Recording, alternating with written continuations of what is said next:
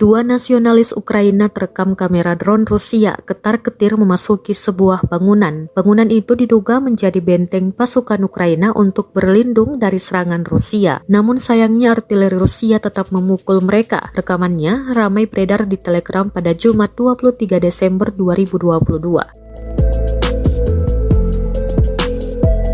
Dalam keterangan unggahan disebutkan, sekelompok nasionalis Ukraina menempati sebuah rumah untuk pertahanan, tetapi artileri Rusia meledakkan mereka. Dampak serangan ledakan, kepulan asap hingga kehancuran pada benteng Ukraina terekam kamera drone. Rekamannya pun menuai berbagai komentar dari warganet.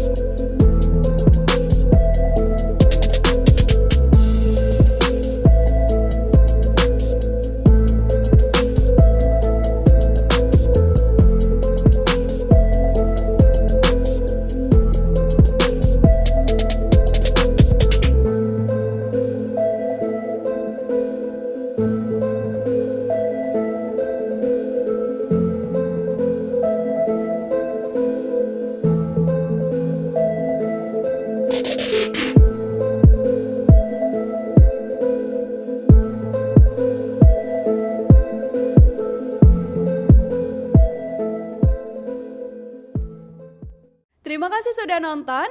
Jangan lupa like, subscribe, dan share ya.